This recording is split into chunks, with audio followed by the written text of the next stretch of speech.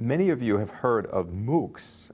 They're very famous, massively open online courses. MOOCs are very open and large classes, often with thousands or tens of thousands of participants.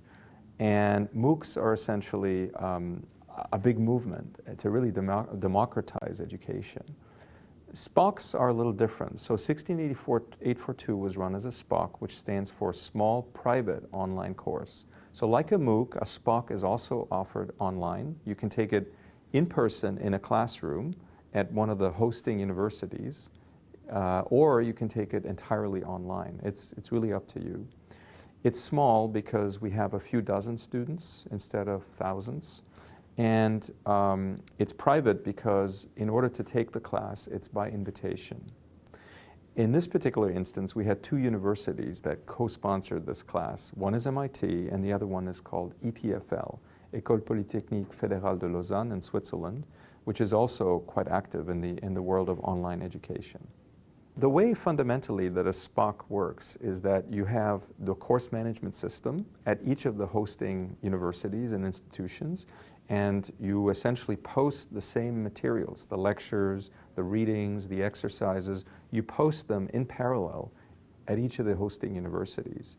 The lectures themselves, however, are run online using an open collaboration platform like WebEx, for example. You can do it with Google Hangouts. There's a lot of different platforms.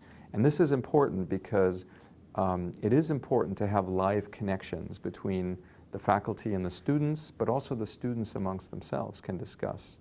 The trickiest part of running a SPOC, of course, is the time zones and the time differences. In this case, the two universities were 6 time zones apart, and so it was offered in the morning here at MIT and in the afternoon in Europe. If you're running this as a global class, it will be more challenging to find a time slot that works for everybody. The feedback from the students has been very positive because you can think of a SPOC in this particular class as a blended form of education. Part of the class is live, the lectures are given live, and every lecture is recorded. So even if you miss a lecture as a student, you can watch it later. And so there's a record of it. The assignments are asynchronous, and there are some assignments that are individual, and there are team assignments as well. And so it's a blended form of education, which is an important trend in education where we take the best of the online experience and we try to combine it with the best of the in-person experience. Teaching a SPOC is fun and challenging at the same time. It's fun because you get to converse and interact with students, not just in a physical classroom at one university, but across multiple institutions. And that enhances the class because students will speak up with experiences from different cultural backgrounds.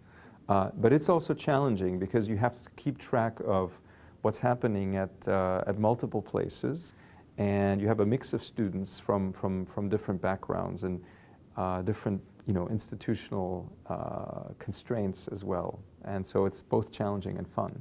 But it's a very focused experience, and the feedback from the students has been great.